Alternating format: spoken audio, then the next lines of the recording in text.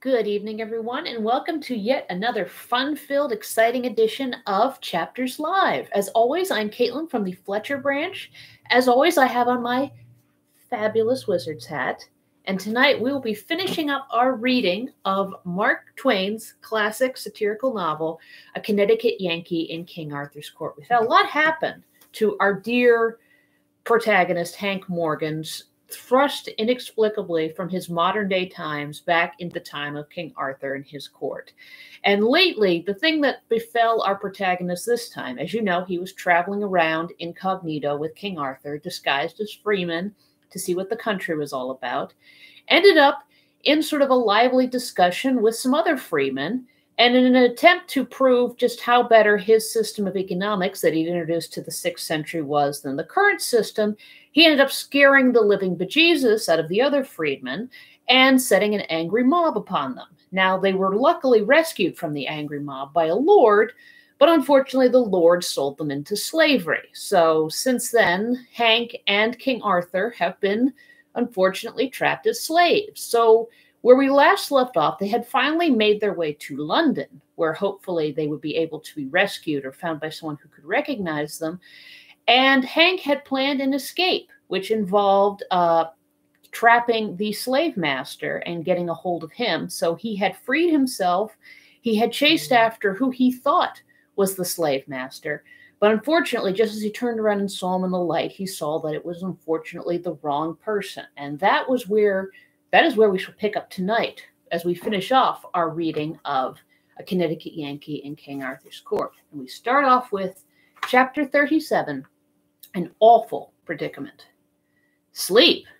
It was impossible. It would naturally have been impossible in that noisome cavern of a jail with its mangy crowd of drunken, quarrelsome, and song-singing rapscallions. But the thing that made sleep all the more a thing not to be dreamed of was my racking impatience to get out of this place and find out the whole size of what might have happened yonder in the slave quarters in consequence of that intolerable miscarriage of mine. It was a long night, but the morning got around at last. I made a full and frank explanation to the court. I said I was a slave, the property of the great Earl Grip, who had arrived just after dark at the Tabard Inn in the village on the other side of the water, and had stopped there overnight by compulsion, he being taken deadly sick with a strange and sudden disorder.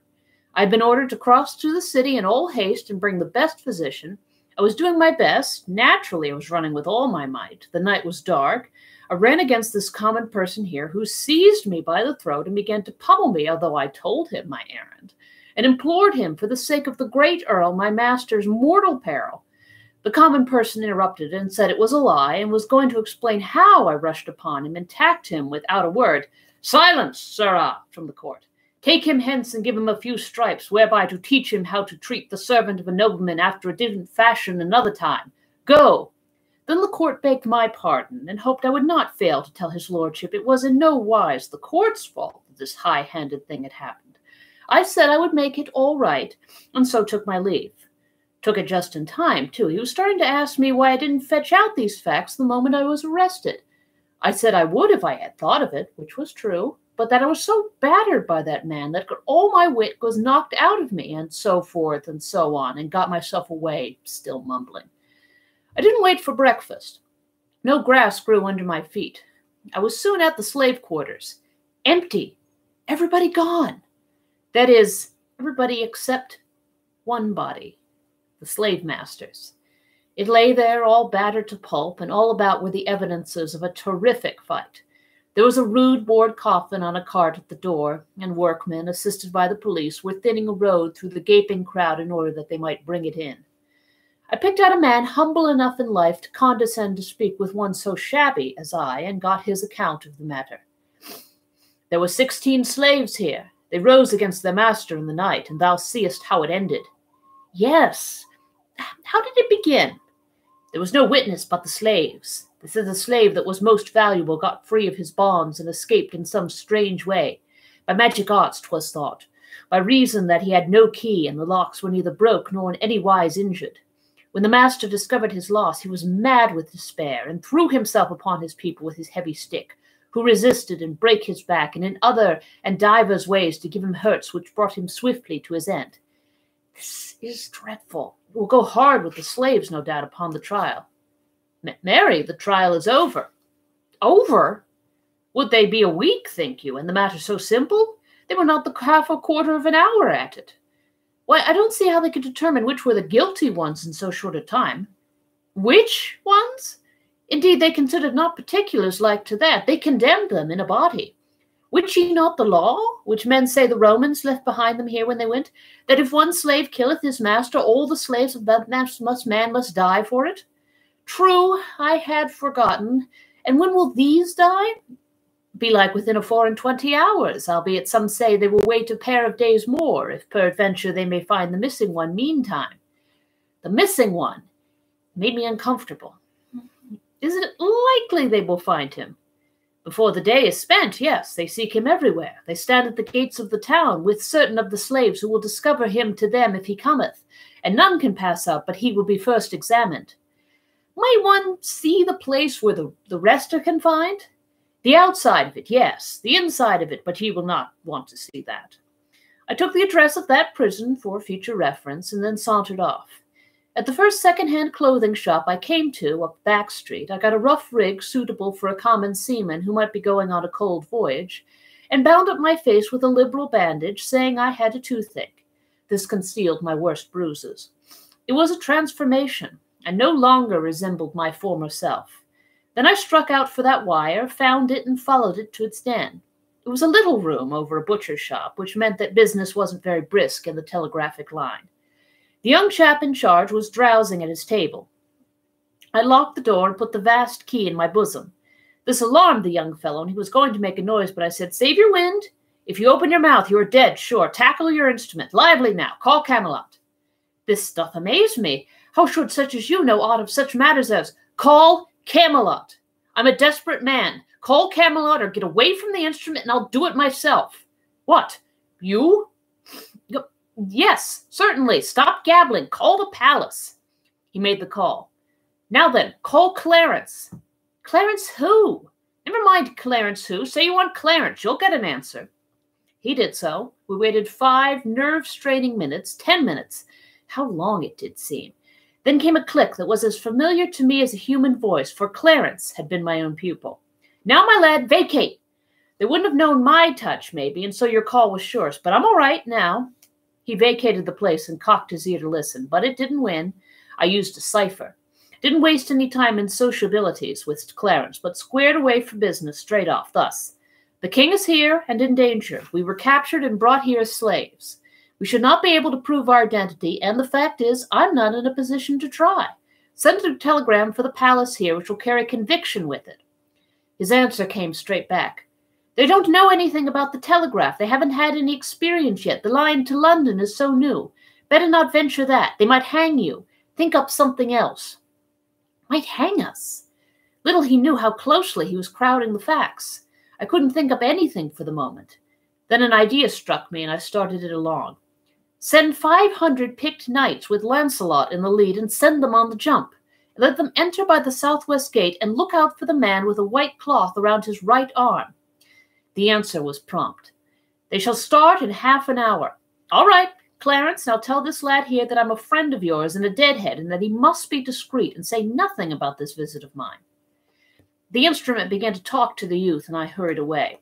I fell to ciphering. In half an hour it would be 9 o'clock. Knights and horses in heavy armor couldn't travel very fast. These would make the best time they could, and now that the ground was in good condition and no snow or mud, they would probably make a 7-mile gait. They would have to change horses a couple of times. They would arrive about 6, or a little after.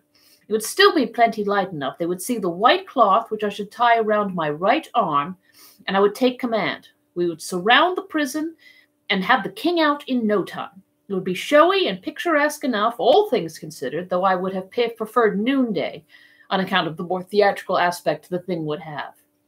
Now then, in order to increase the strings to my bow, I thought I would look up some of the people whom I had formerly recognized, and make myself known. That would help us out of our scrape without the knights. But I must proceed cautiously, for it was a risky business. I must get into sumptuous raiment, and it wouldn't do to run and jump into it. No, I must work up to it by degrees, buying suit after suit of clothes and shops wide apart. and getting a little finer article with each change until I should finally reach silk and velvet and be ready for my project. So I started. But the scheme fell through like scat. The first corner I turned, I came plump upon one of our slaves, snooping around with a watchman. I coughed at the moment, and he gave me a sudden look that bit right into my marrow. I judge he thought he had heard that cough before. I turned immediately into a shop and worked along down the counter, pricing things and watching out of the corner of my eye. Those people had stopped and were talking together and looking in at the door. I made up my mind to get out the back way, if there was a back way, and I asked the shopwoman if I could step out there and look for the escaped slave, who was believed to be in hiding back there somewhere, and said I was an officer in disguise, and my pard was yonder at the door with one of the murderers in charge, and would she be good enough to step there and tell him he needn't wait, but had better go at once to the further end of the back alley and be ready to head him off when I rousted him out? She was blazing with eagerness to see one of those already celebrated murderers, and she started in on the errand at once. I slipped out the back way, locked the door behind me, put the key in my pocket, and started off, chuckling to myself and comfortable. Well, I had gone and spoiled it again, made another mistake, a double one, in fact. There are plenty of ways to get rid of that officer by some simple and plausible device, but no, I must pick out a picturesque one. It is the crying defect of my character. And then I had ordered my procedure upon what the officer, being human, would naturally do, whereas when you are least expecting it, a man will now and then go and do the very thing which it's not natural for him to do. The natural thing for the officer to do, in this case, was to follow straight on my heels. He would find a stout oaken door securely locked between him and me. Before he could break it down, I should be far away and engaged in slipping into a succession of baffling disguises, which would soon get me into a sort of raiment which was a surer protection for meddling law dogs in Britain than any amount of mere innocence and purity of character. But instead of doing the natural thing, the officer took me at my word and followed my instructions. And so, as I came trotting out of that cul-de-sac, full of satisfaction with my own cleverness, he turned the corner and I walked right into his handcuffs. Had I known it was a cul-de-sac, however, there isn't any excusing a blunder like that. Let it go. Charge it up to profit and loss. Of course I was indignant and swore I had just come ashore from a long voyage and all that sort of thing, just to see, if it would deceive the slave. But it didn't. He knew me. Then I reproached him for betraying me. He was more surprised than hurt. He stretched his eyes wide and said, "What? Wouldst thou have let me of all men escape and not hang with us when thou art the very cause of our hanging? Go to." Go to was their way of saying, "I should smile," or "I like that." Queer talkers, these people. Well, there was a sort of bastard justice in his view of the case, and so I dropped the matter. When you can't cure a disaster by argument, what is the use to argue? It isn't my way. So I only said, "You're not going to be hanged. None of us are." Both men laughed, and the slave said, "Ye have not been ranked as a fool before. You might better keep your reputation, seeing the strain would not be for long. It will stand it, I reckon. Before tomorrow we shall be out of prison and free to go where we will, beside." The witty officer lifted at his left ear with his thumb, made a rasping noise in his throat, and said, "Out of prison? Yes, ye say true, and free likewise to go where ye will, so ye wander not out of his grace, the devil's sultry realm." I kept my temper and said indifferently, "Now I suppose you really think we are going to hang within a day or two." "I thought it not many minutes ago, for so the thing was decided and proclaimed." "Ah, then you've changed your mind, is that it?" "Even that. I only thought then. I know now." I felt sarcastical, so I said, "Oh, sapient servant of the law, condescend to tell us then what you know. That ye will all be hanged today at mid-afternoon. Oh, that shot hit home. Lean upon me." The fact is, I did need to lean upon somebody. My knights couldn't arrive in time. They would be as much as 3 hours too late. Nothing in the world could save the King of England, nor me, which was more important. More important, not merely to me, but to the nation, the only nation on earth standing ready to blossom into civilization. I was sick. I said no more. There wasn't anything to say. I knew what the man meant, that if the missing slave was found, the postponement would be revoked, the execution take place today. Well, the missing slave was found. Chapter 38. Sir Launcelot and Knights to the Rescue. Nearing 4 in the afternoon, the scene was just outside the walls of London. A cool, comfortable, superb day with a brilliant sun, the kind of day to make one want to live, not die. The multitude was prodigious and far-reaching, and yet we 15 poor devils hadn't a friend in it. There was something painful in that thought, look at it how you might. There we sat, on our tall scaffold, the butt of the hate and mockery of all those enemies. We were being made a holiday spectacle. They had built a sort of grandstand for the nobility and gentry, and these were there in full force with their ladies. We recognized a good many of them. The crowd got a brief and unexpected dash of diversion out of the king.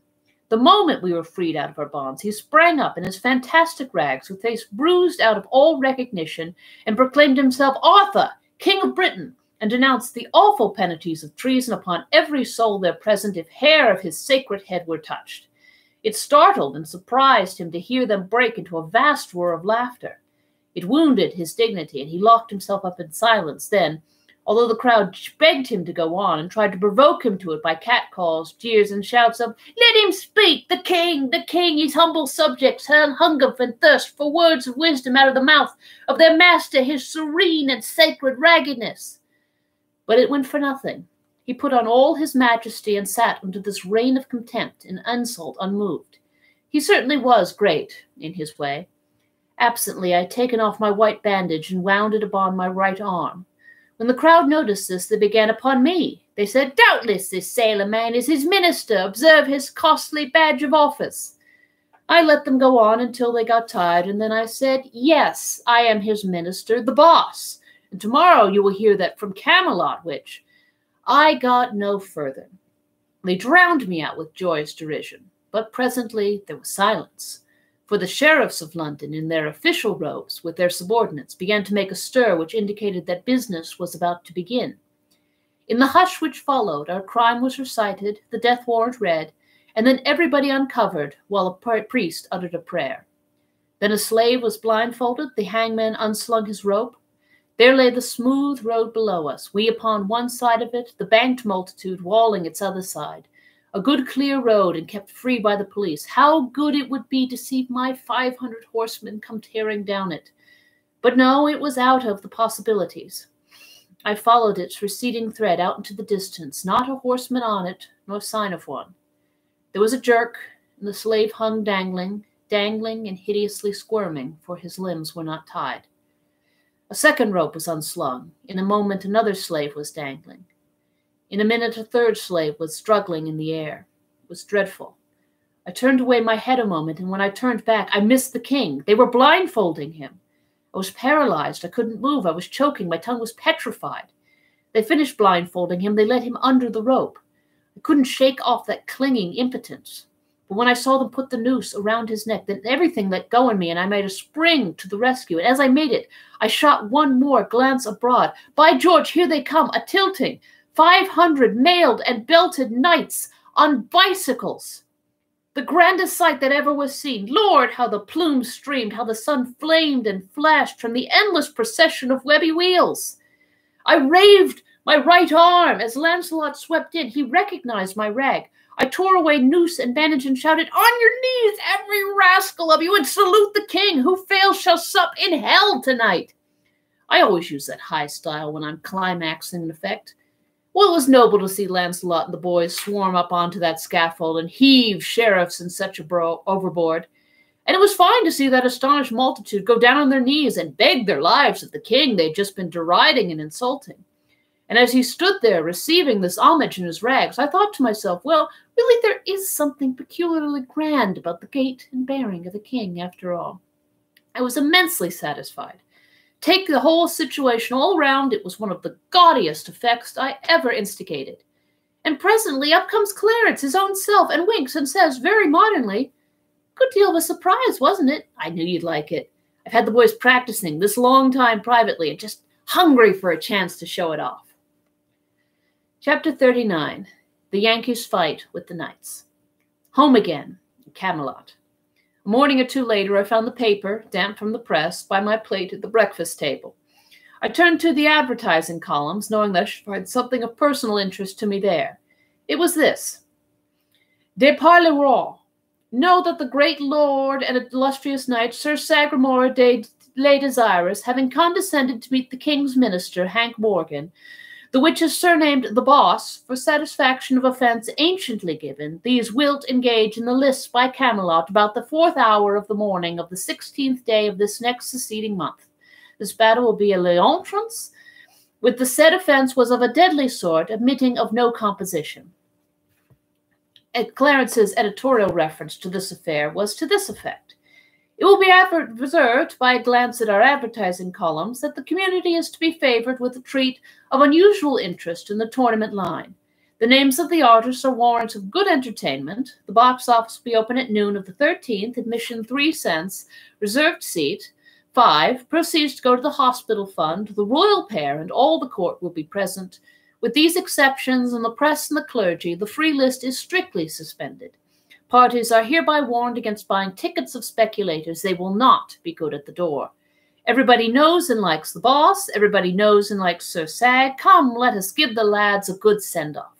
Remember, the proceeds go to a great and free charity, and one whose broad benevolence stretches out its helping hand, warm with the blood of a loving heart, to all that suffer, regardless of race, creed, condition, or color, the only charity yet established in the earth, which has no political, religious stopcock on its compassion, but says, here flows the stream, let all come and drink. Turn out, all hands, fetch along your donuts and your gumdrops and have a good time. Pie for sale on the grounds and rocks to crack it with, or circus lemonade, 3 drops of lime juice to a barrel of water. This is the first tournament under the new law, which allows each combatant to use any weapon he may prefer. You may want to make a note of that. Up to the day set, there was no talk in all Britain of anything but this combat. All other topics sank into insignificance and passed out of men's thoughts and interest. It was not because a tournament was a great matter. It was not because Sir Sagramore had found the Holy Grail, for he had not, but failed. It was not because the second official personage in the kingdom was one of the duelists. No, all these features were commonplace. Yet there was abundant reason for the extraordinary interest which this coming fight was creating. It was born of the fact that all the nation knew that this was not to be a duel between mere men, so to speak, but a duel between 2 mighty magicians, a duel not of muscle, but of mind, not of human skill, but of superhuman art and craft, a final struggle for supremacy between the 2 master enchanters of the age.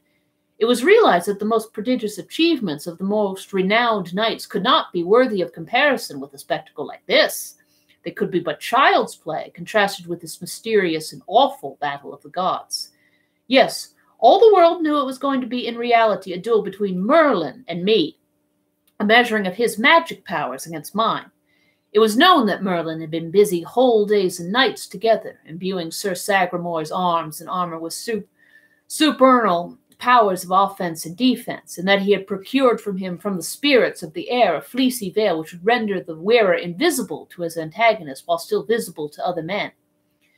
Against Sir Sagramore, so weaponed and protected, 1,000 knights could accomplish nothing. Against him no known enchantments could prevail. These facts were sure. Regarding them there was no doubt, no reason for doubt. There was but one question. Still, there might be other enchantments unknown to Merlin, which could render Sir Sagramore's veil transparent to me, and make his enchanted mail vulnerable to my weapons? This was the one thing to be decided in the lists. Until then, the world must remain in suspense.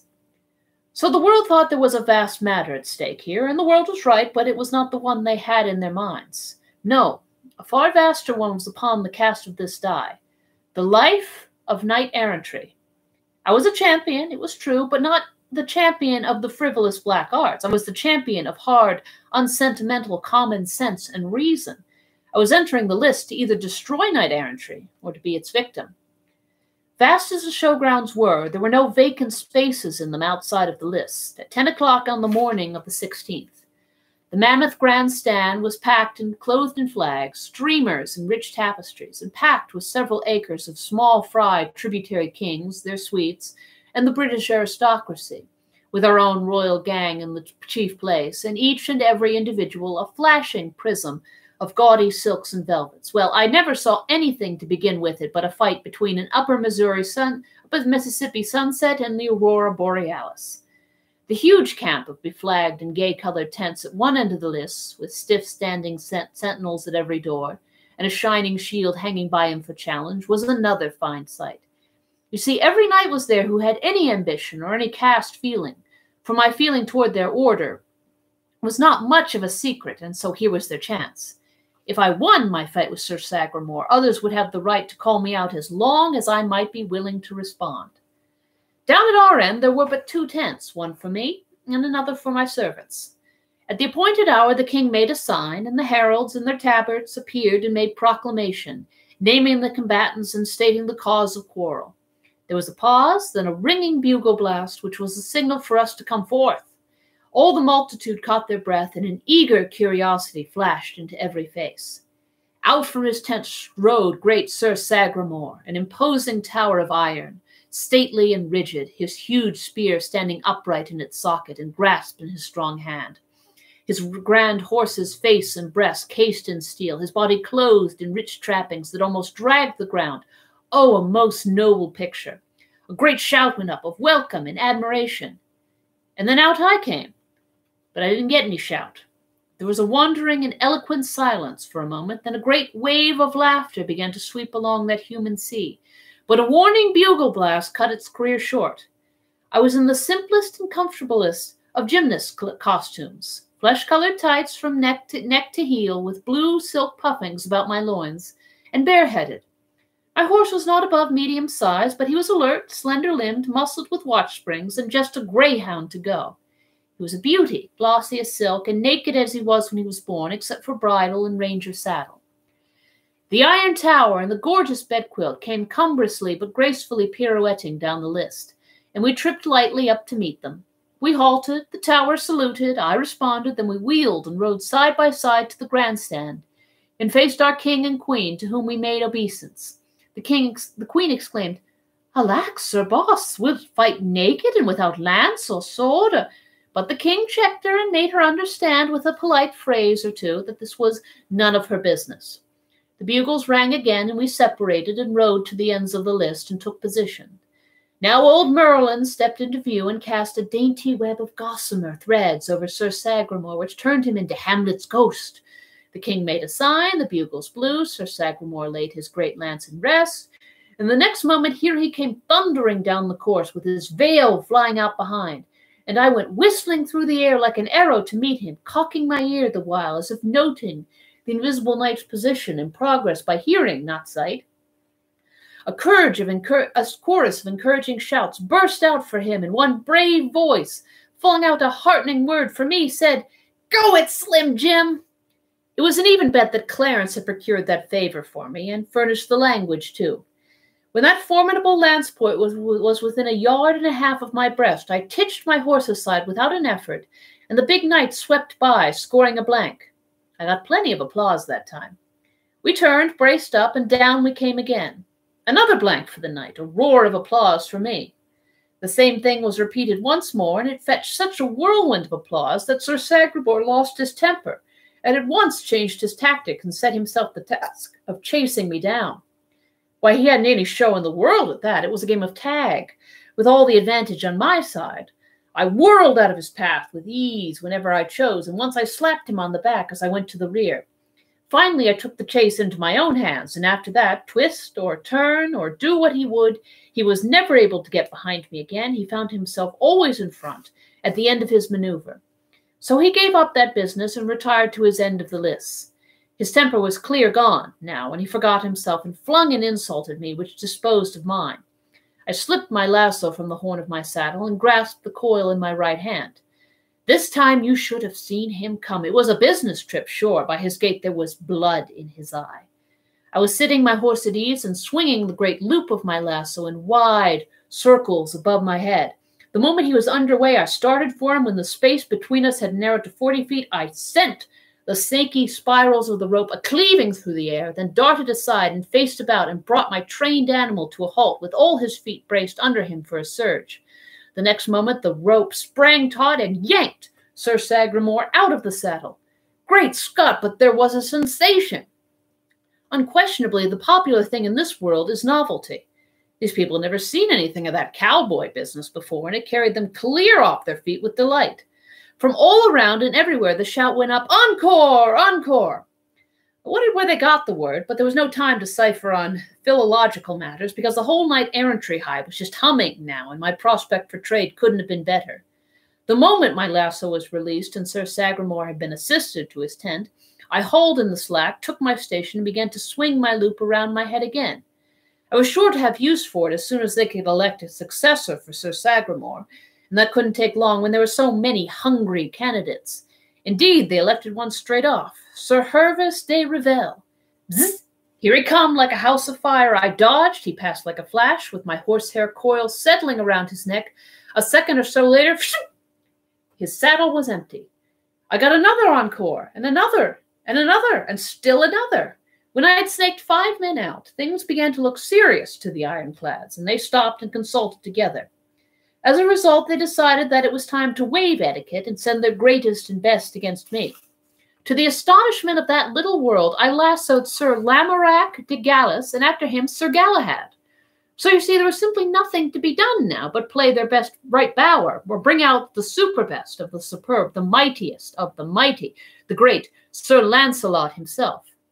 A proud moment for me? I should think so. Yonder was Arthur, King of Britain. Yonder was Guinevere, yes, and whole tribes of little provincial kings and kinglets. And in the tented camp yonder, renowned knights from many lands, and likewise the selectest body known to chivalry, the knights of the Table Round, the most illustrious in Christendom. And biggest fact of all, the very sun of their shining system was yonder couching his lance, the focal point of 40,000 adoring eyes, and all by myself, here was I, laying for him. Across my mind flitted the dear image of a certain hello girl of West Hartford, and I wish she could see me now. In that moment, down came the Invincible with the rush of a whirlwind. The courtly world rose to its feet and bent forward. The fateful coils went circling through the air, and before you could wink, I was towing Sir Lancelot across the field on his back, and kissing my hand to the storm of waving kerchiefs and the thunder crash of applause that greeted me. Said to myself as I coiled my lariat and hung it on my saddle horn and sat there drunk with glory, this victory's perfect. No other will venture against me. Knight-errantry is dead. Now imagine my astonishment, and everybody else's too, to hear the peculiar bugle call which announces that another competitor is about to enter the lists. There was a mystery here. I couldn't account for this thing. Next, I noticed Merlin gliding away from me, and then I noticed that my lasso was gone. The old sleight of hand expert had stolen it, sure, had slipped it under his robe. The bugle rang blue again. I looked, and down came Sagramore, riding again, with his dust brushed off and his veil nicely rearranged. I trotted up to meet him and pretended to find him by the sound of his horse's hoofs. He said, "Thou art quick of ear, but it will not save thee from this." And he touched the hilt of his great sword. "And ye are not able to see it because of the influence of the veil. Know that it is no cumbrous lance, but a sword, and I ween ye will not be able to avoid it." His visor was up. There was death in his smile. I should never be able to dodge his sword, that was plain. Somebody was going to die this time. If he got the drop on me, I could name the corpse. We rode forward together and saluted the royalties. This time the king was disturbed. He said, "Where is thy strange weapon?" "It is stolen, sire." "Hast another at hand?" "No, sire, I brought only the one." Then Merlin mixed in, "He brought but the one, because there was but the one to bring. There exists none other but that one. It belongeth to the king of the demons of the sea. This man is a pretender and ignorant, else he had known that that weapon can be used in but 8 bouts only, and that it vanisheth away to its home under the sea." "Then is he weaponless?" said the king. "Sir Sagramore, ye will grant him leave to borrow." "And I will lend," said Sir Lancelot, limping up. "He is as brave a knight of his hands as any that be on leave, and he shall have mine." He put his hand in his sword to draw it, but Sir Sagramore said, "Stay, it may not be. He shall fight with his own weapons. It was his privilege to choose them and bring them. If he has erred, on his head be it." "Knight," said the king, "thou art overwrought with passion, disorders thy mind. Wouldst thou kill a naked man?" "And he do it, he shall answer it to me," said Sir Lancelot. "I will answer it to any he that desireth," retorted Sir Sagramore hotly. Merlin broke in, rubbing his hands and smiling his low-downest smile of malicious gratification. "'Tis well said, right well said, and 'tis enough of parleying. Let my lord the king deliver the battle signal." The king had to yield. The bugle brought proclamation, and we turned apart and rode to our station. There we stood, 100 yards apart, facing each other, rigid and motionless like horse statues. And so we remained in a soundless hutch, as much as a full minute, everybody gazing, nobody stirring. It seemed as if the king could not take heart to give the signal. But at last he lifted his hand, the clear note of the bugle followed, Sir Sagremore's long blade described a flashing curve in the air, and it was superb to see him come. I sat still. On he came. I did not move. People got so excited they shouted to me, "Fly, fly, save thyself, this is murder!" I never budged so much as an inch till that thundering apparition had got within 15 paces of me. Then I snatched a dragoon revolver out of my holster. There was a flash and a roar, and the revolver was back in the holster before anybody could tell what had happened. Here was a riderless horse plunging by, and yonder lay Sir Sagremore, stone dead. The people that ran to him were stricken dumb to find that the life was actually gone out of the man, and no reason for it visible. No hurt upon his body, nothing like a wound. There was a hole through the breast of his chainmail, but they attached no importance to a little thing like that. And as a bullet wound there produces but little blood, none came in sight because of the clothing and swaddlings under the armor. The body was dragged over to let the king and swells look down upon it. They were stupefied with astonishment, naturally. I was requested to come and explain the miracle, but I remained in my tracks like a statue and said, "If it is a command, I will come, but my lord the king knows that I am where the laws of combat require me to remain while any desire to come against me." I waited. Nobody challenged me, and I said, "If there are any who doubt that this field is well and fairly won, I do not wait for them to challenge me, I challenge them."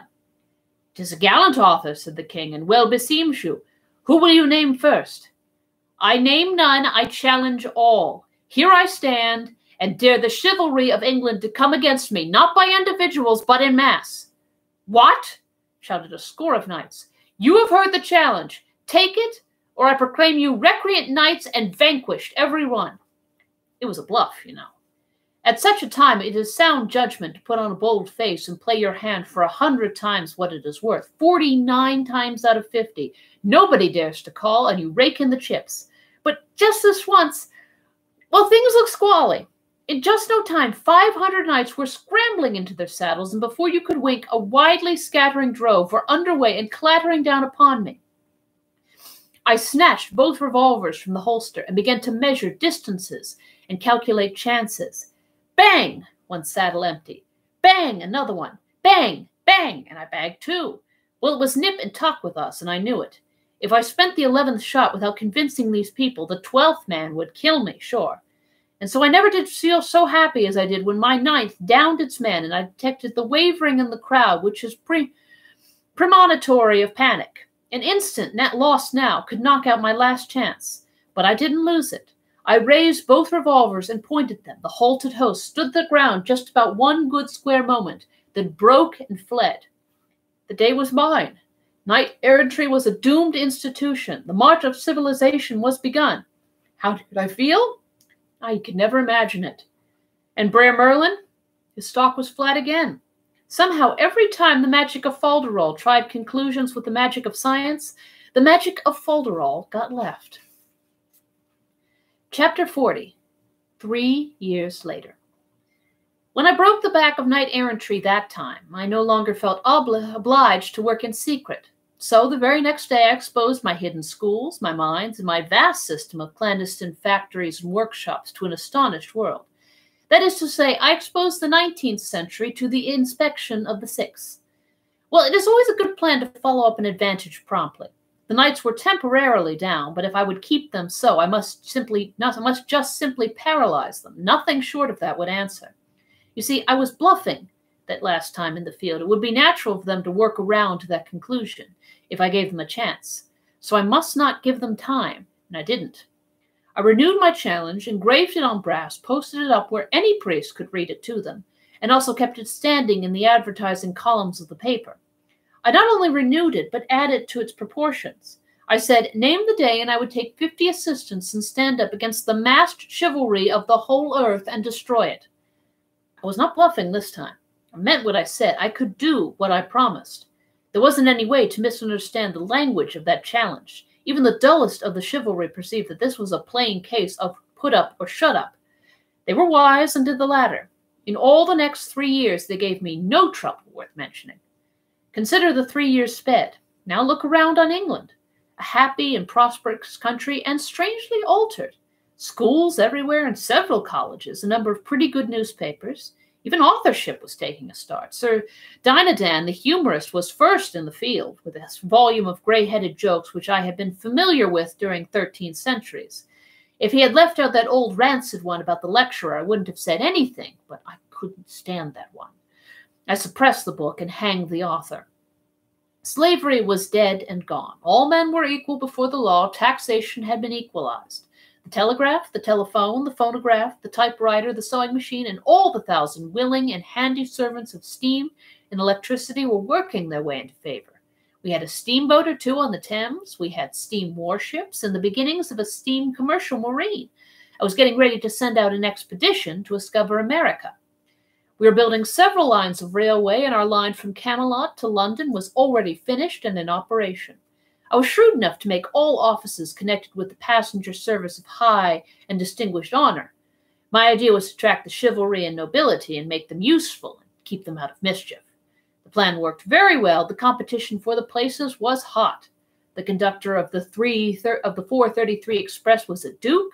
There wasn't a passenger conductor on the line below the degree of earl.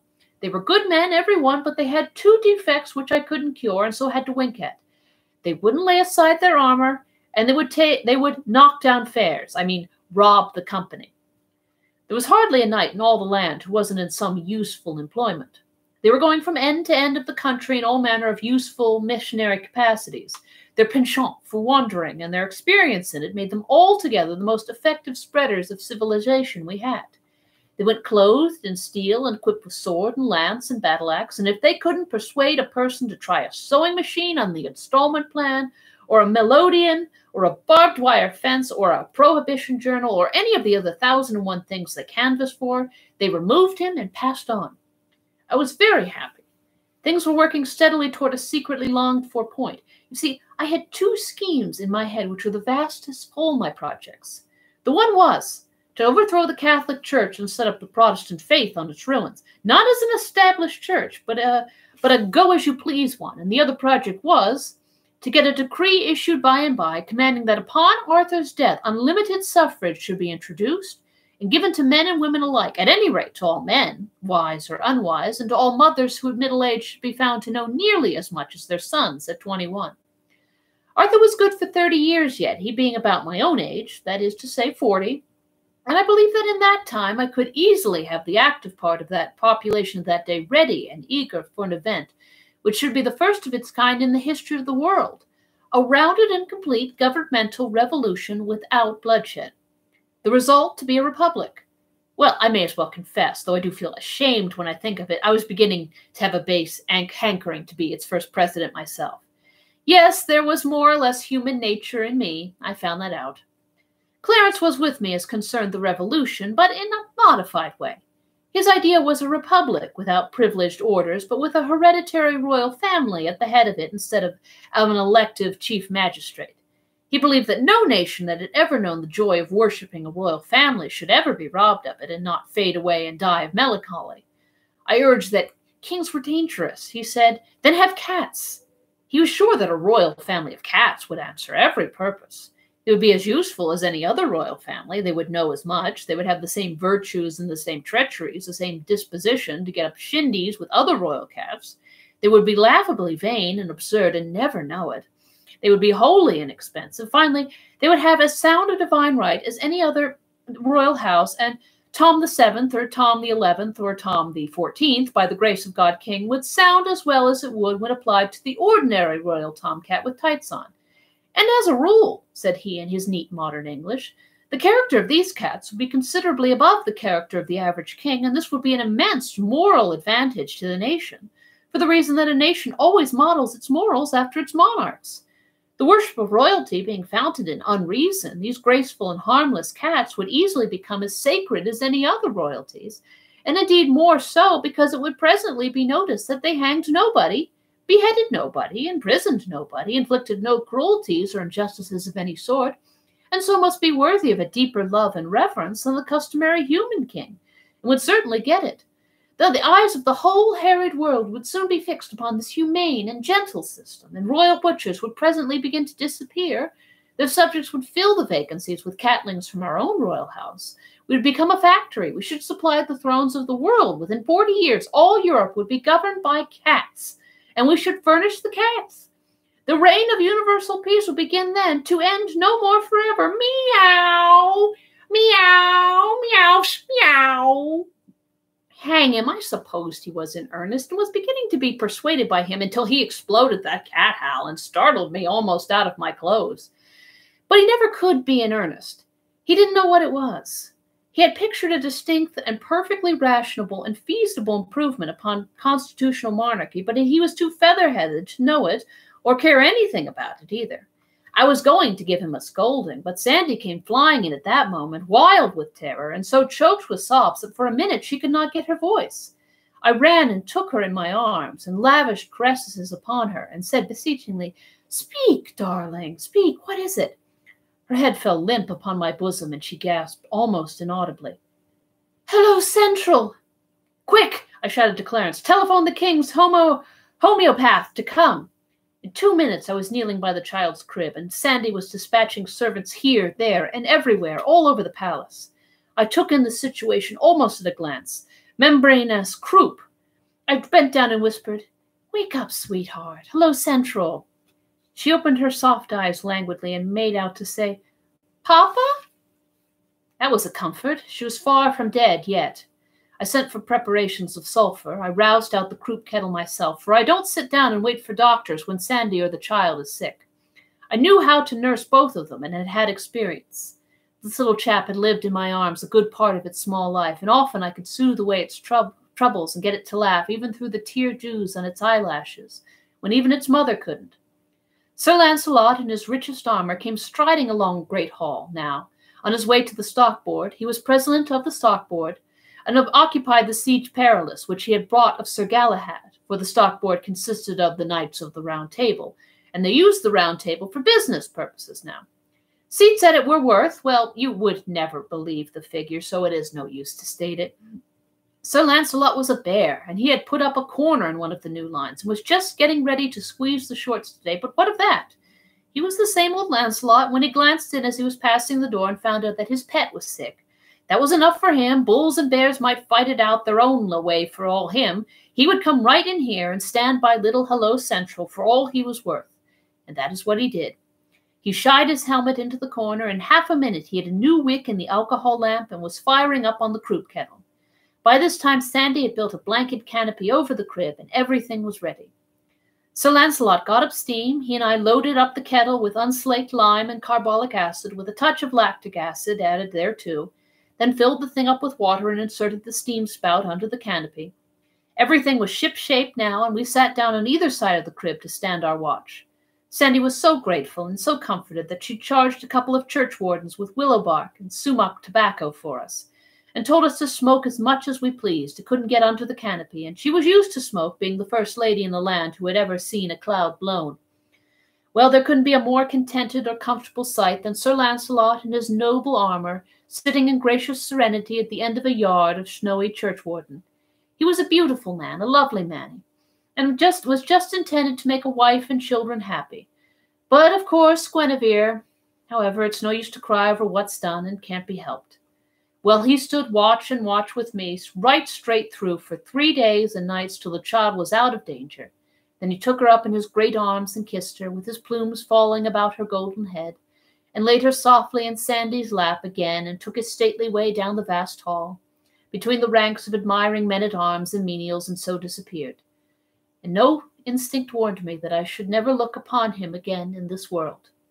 Lord, what a world of heartbreak it is. The doctor said we must take the child away if we would coax her back to health and strength again, and she must have sea air. So we took a man-of-war and a suite of 260 persons and went cruising about, and after a fortnight of this we stepped ashore on the French coast, and the doctors thought it would be a good idea to make something of a stay there. The little king of that region offered us his hospitalities, and we were glad to accept. If he has had as many conveniences as he lacked, we should have been plenty comfortable enough. Even as it was, we made out very well in his queer old castle, by the help of comforts and luxuries from the ship. At the end of a month, I sent the vessel home for fresh supplies and for news. We expected her back in 3 or 4 days. She would bring me, along with other news, the result of a certain experiment which I had been starting. It was a project of mine to replace the tournament with something which might furnish an escape for the extra steam of the chivalry, keep those bucks occupied and out of mischief, and at the same time preserve the best thing in them, which was their hearty spirit of emulation. I had had a choice band of them in private training for some time, and the date was now arriving for their first public effort. This experiment was baseball. In order to give the thing vogue from the start and place it out of the reach of criticism, I chose my nines by rank, not capacity.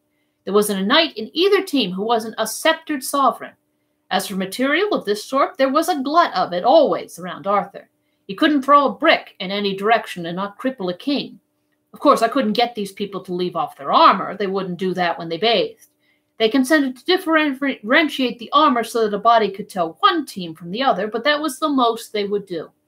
So one of the teams wore chainmail ulsters, and the other wore plate armor made of my new Bessemer steel. Their practice in the field was the most fantastic thing I ever saw. Being ball-proof, they never skipped out of the way, but stood still and took the result. When a Bessemer was at the bat and a ball hit him, it would bound 150 yards sometimes. And when a man was running and threw himself on his stomach to slide to his base, it was like an ironclad coming into port. At first, I appointed men of no rank to act as umpires, but I had to discontinue that. These people were no easier to please than other nines. The umpire's first decision was usually his last. They broke him in two with a bat, and his friends toted it home on a shutter. When it was noticed that no umpire ever survived a game, umpiring got to be unpopular.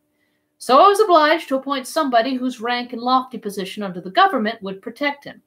Here are the names of the nines. For the Bessemers: King Arthur, King Lot of Lothian, King of Norgalis, King Marsil, King of Little Britain, King Labor, King Pelham of Lysingase, King Bagdemagus, King Ptolemy le Fence.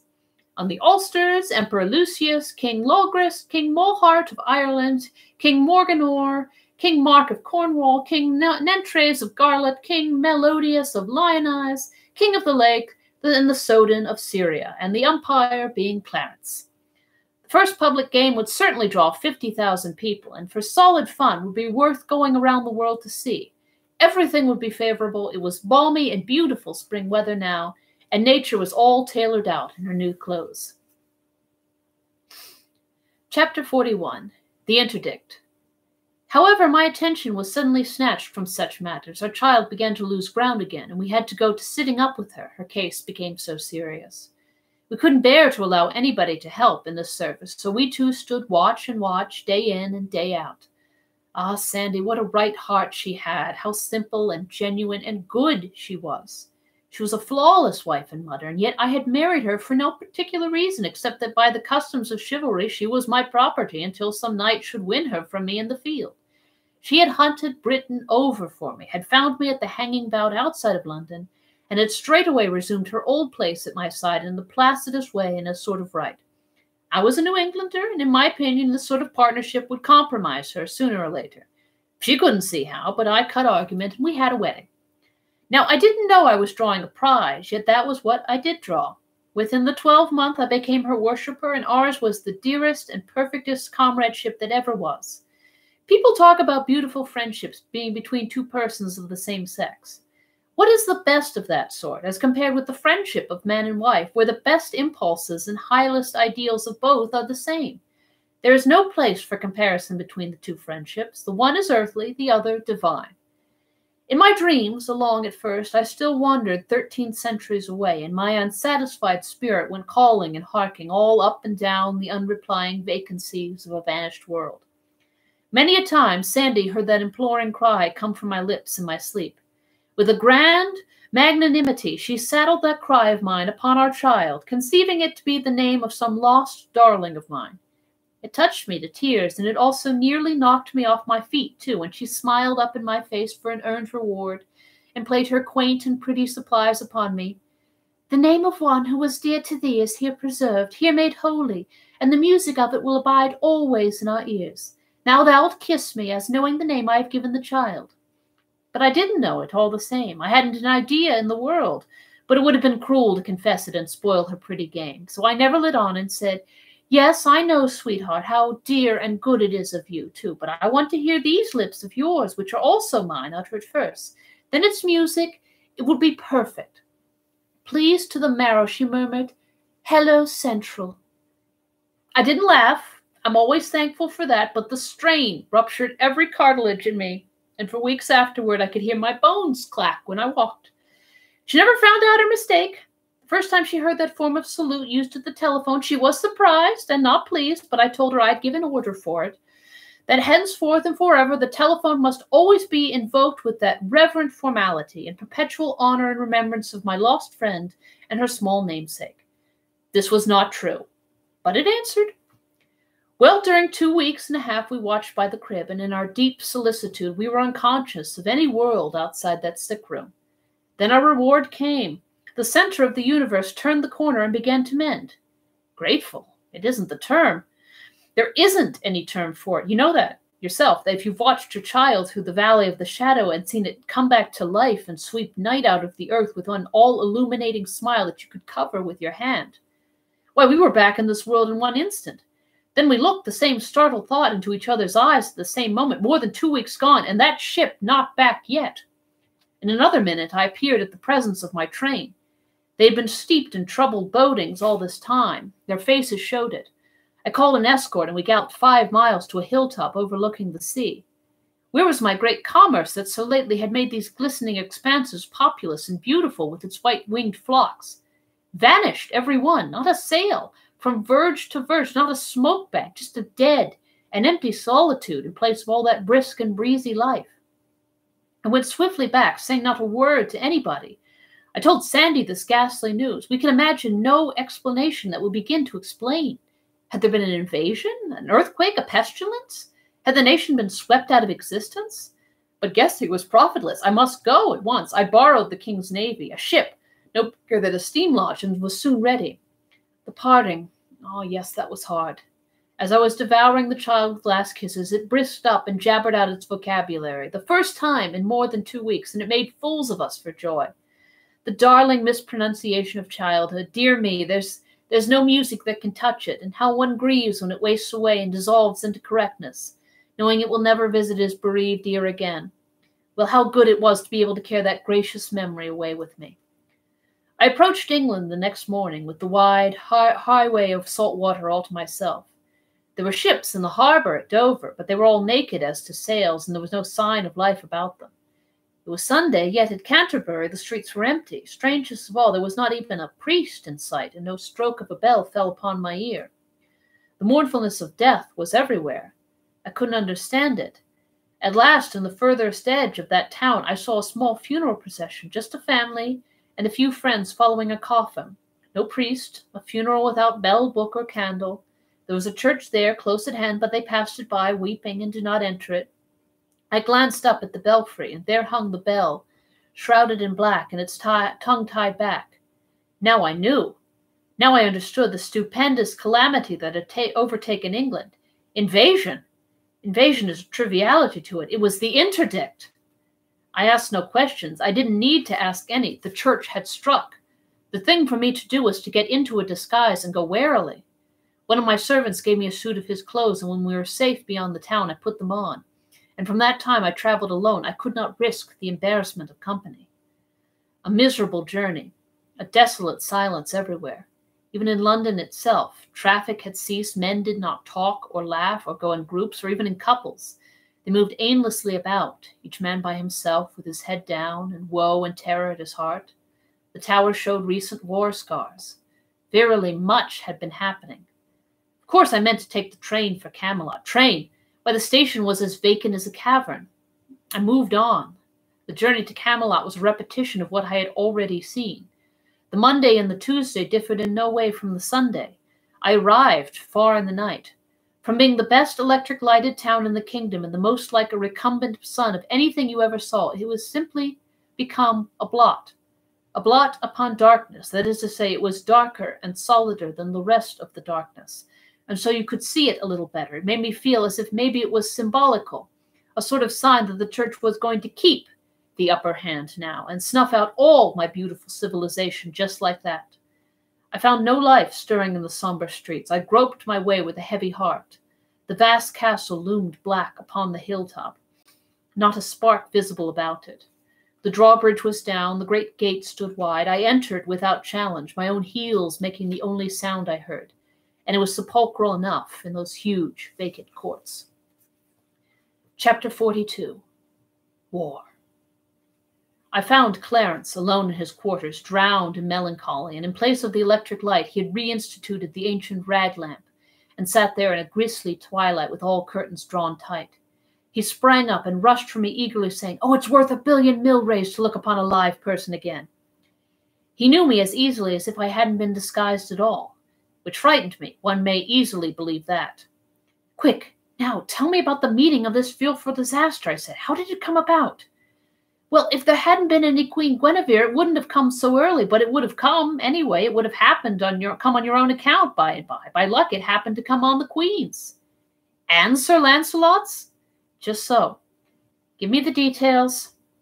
"I reckon you will grant that during some years there has been only one pair of eyes in these kingdoms that has not been looking steadily askance at the Queen and Sir Lancelot." "Yes, Sir Arthur's. And only one heart that was without suspicion." "Yes, the King's. A heart that isn't capable of thinking evil of a friend. Well, the King might have gone on, still happy and unsuspecting to the end of his days, but for one of your modern improvements. The stock board. When you left, 3 miles of the London, Canterbury, and Dover were ready for the rails, and also ready and ripe for manipulation in the stock market. It was wildcat, and everybody knew it. The stock was for sale to give away. What does Sir Lancelot do but... Yes, I know, he quietly picked up nearly all of it for a song, and then he bought about twice as much more, deliverable upon call, and he was about to call when I left. Very well, he did call. The boys couldn't deliver. Oh, he had them, and he just settled his grip and squeezed them. They were laughing in their sleeves over their smartness and selling stock to him at 15 and 16 and along there. That wasn't worth 10. Well, when they had laughed long enough on that side of their mouths, they rested up that side by shifting the laugh to the other side. That was when they compromised with the Invincible at 283. Good land! He skinned them alive, and they deserved it. Anyway, the whole kingdom rejoiced. Well, among the flayed were Sir Agravain and Sir Mordred, nephews to the king. End of the first act. Act second, scene first. An apartment in Carlisle Castle where the court had gone for a few days hunting. Persons present, the whole tribe of the king's nephews. Mordred and Agravain proposed to call the guileless Arthur's attention to Guinevere and Sir Lancelot. Sir Gawain, Sir Gareth, and Sir Gaheris will have nothing to do with it. A dispute ensues with loud talk. In the midst of it, enter the king. Mordred and Agravain spring their devastating tale upon him. Tableau. A trap is laid for Lancelot by the king's command, and Sir Lancelot walks into it. He made it sufficiently uncomfortable for the ambushed witnesses, to wit, Mordred, Agravain, and 12 knights of lesser rank, for he killed every one of them but Mordred. But of course that couldn't straighten matters between Lancelot and the king, and didn't. Oh dear, only one thing could result, I see that. War, and the knights of the realm divided into a king's party and Sir Lancelot's party. Yes, that was the way of it. The king set the queen to the stake, proposing to purify her with fire.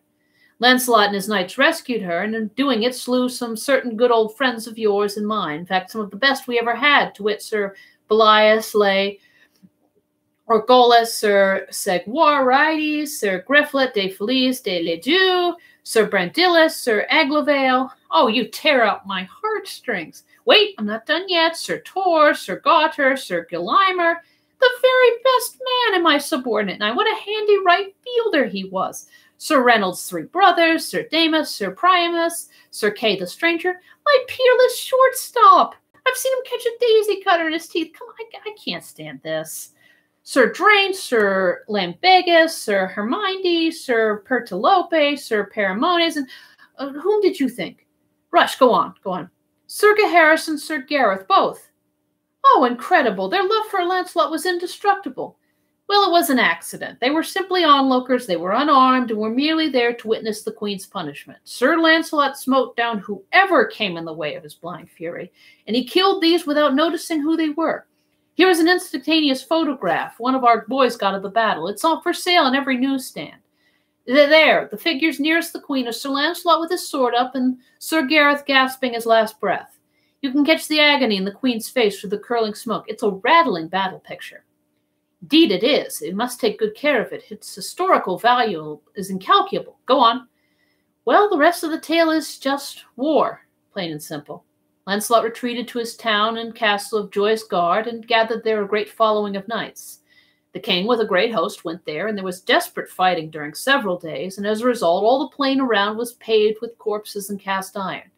Then the church patched up a peace between Arthur and Lancelot and the queen and everybody but Sir Gawain. He was bitter about the slaying of his brothers Gareth and Gaheris, and would not be appeased.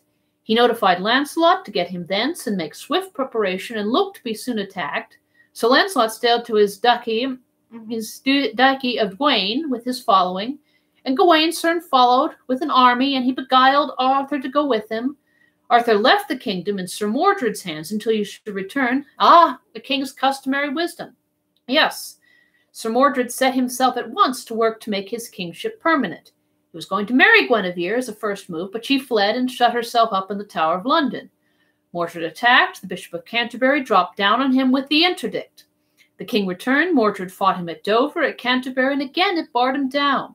Then there was talk of peace and a composition. Terms, Mordred to have Cornwall and Kent during Arthur's life, and the whole kingdom afterward. Well, upon my word, my dream of a republic to be a dream, and so remain. Yes. Two armies lay near Salisbury. Gawain's head is at Dover Castle. He fell in the fight there. Gawain appeared to Arthur in a dream, at least his ghost did, and warned him to refrain from conflict for a month, let the delay cost what it might. What battle was precipitated by an accident? Arthur had given order that if a sword was raised during the consultation over the proposed treaty with Mordred, sound the trumpet and fall on, for he had no confidence in Mordred. Mordred had given a similar order to his people. Well, by and by an adder bit a knight's heel. The knight forgot all about the order and made a slash at the adder with his sword. Inside half a minute, these two prodigious hosts came together with a crash. They butchered away all day. Then the king, however, we have started something fresh since you left. Our paper has. No, what's that? War correspondence. Why, that's good. Yes, the paper was booming right along, for the interdict made no impression, got no grip while the war lasted. I had war correspondence with both armies. I will finish that battle by reading you what one of the boys said. Then the king looked about him, and then he was aware of all his hosts and of all his good knights were left no more on leave, but two knights. There was Sir Lucan de Butler and a Sir Bedivere, and they were full sore wounded. Jesu mercy, said the king, where are all my noble knights becomen? Alas, that ever I should see this doleful day. For now, said Arthur, I am come to mine end. But would to God that I wist were that traitor Sir Mordred that hath caused all this mischief. Then was King Arthur where Sir Mordred leaned upon his sword among a great heap of dead men. Now give me my spear, said Arthur unto Sir Lucan, for yonder I have spied the traitor that all this woe hath wrought.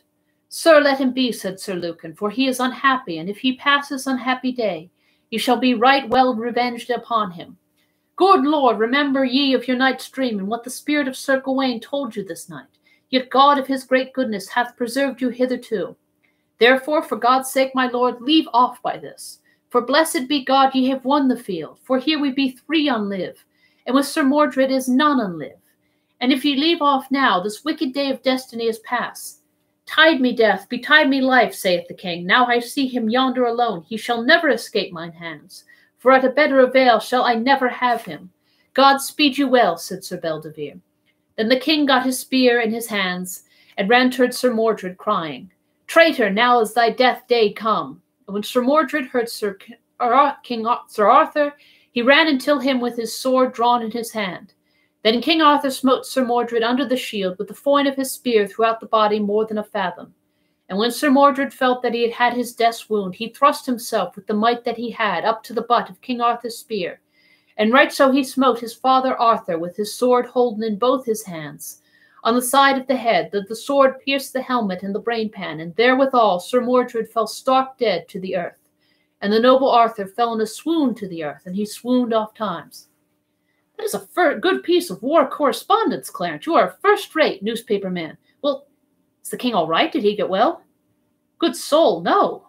He's dead. I was utterly stunned. It had not seemed to me that any wound could be mortal to him. And the queen, Clarence? She is a nun in Almesbury. What changes, and in such a short while? It is inconceivable. What next, I wonder? I can tell you what next. Well, stake our lives and stand by them. What do you mean by that? The church is master now. The interdict included you with Mordred. It is not to be removed while you remain alive.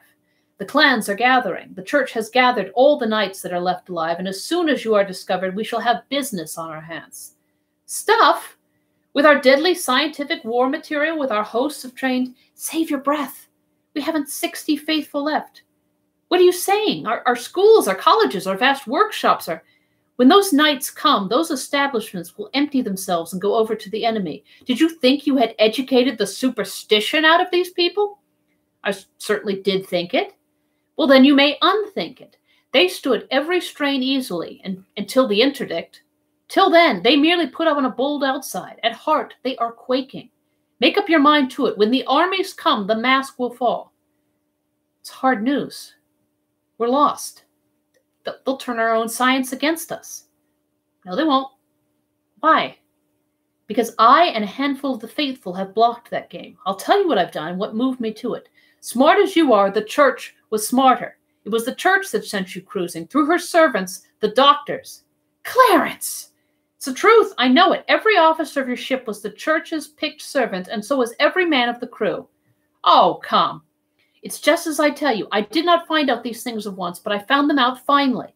Did you send me verbal information by commander of the ship to the effect that upon his return to you with supplies, you were going to leave Cadiz? Cadiz? I haven't been at Cadiz at all. Going to leave Cadiz and cruise in distant seas indefinitely for the health of your family. Did you send me that word? Of course not. I would have written, wouldn't I? Naturally, I was suspicious and troubled. When the commander sailed again, I managed to ship a spy with him. I have never heard of vessel or spy since. I gave myself 2 weeks to hear from you in. Then I resolved to send a ship to Cadiz. There was a reason why I didn't. What was that? Our navy had suddenly and mysteriously disappeared. Also as suddenly and mysteriously, the railway and telegraph and telephone service ceased, the men all deserted, poles were cut down, the church laid a ban upon the electric light. I had to be up and doing, and straight off. Your life was safe. Nobody in these kingdoms but Merlin would venture to touch such a magician as you without 10,000 men at his back. I had nothing to think of but how to put preparations in the best trim against your coming. I felt safe myself. Nobody would be anxious to touch a pet of yours.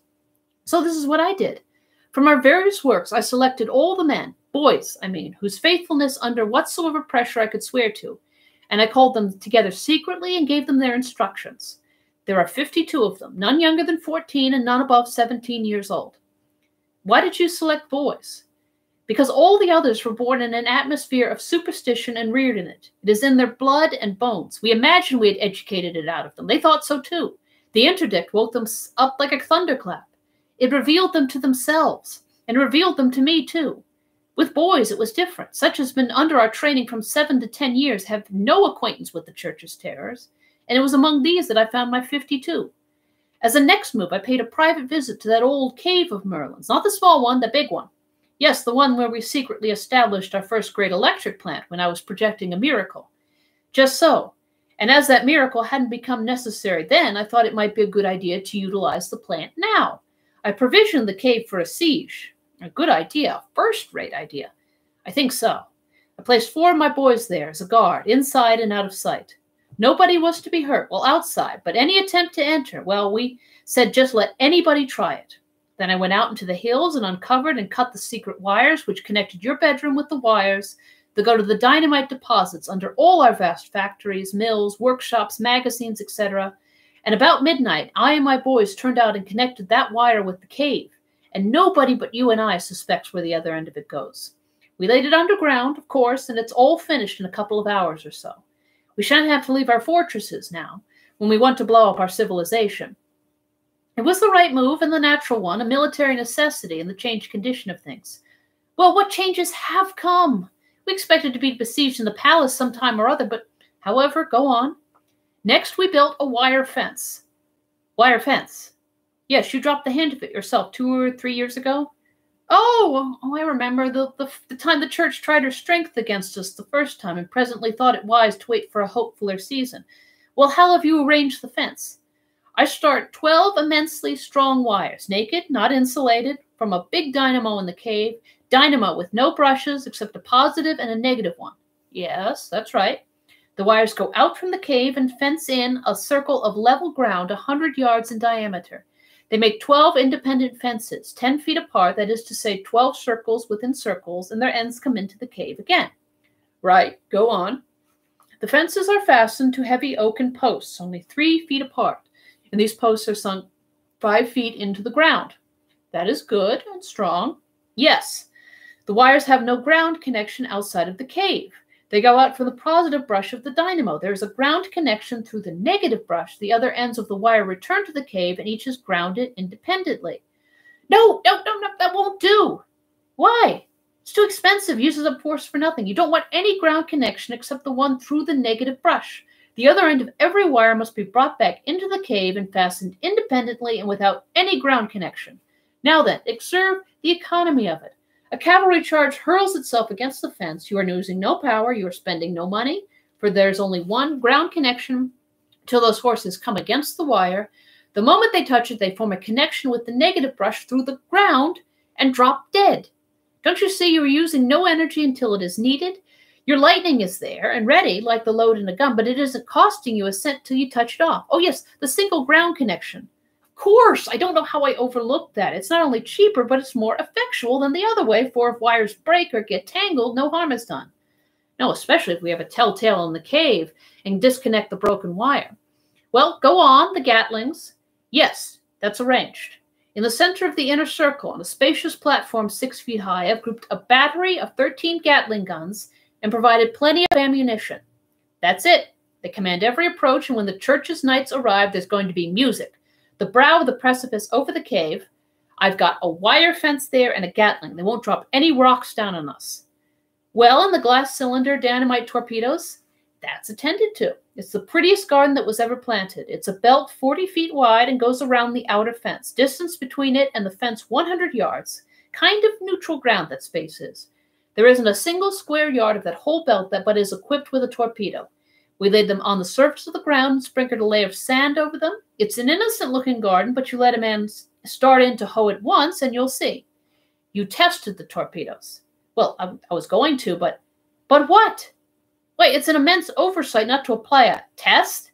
Yes, I know, but they're all right. I laid a few in the public road beyond our lines, and they've been tested. Oh, well, that alters the case. Who did it? A church committee. How kind.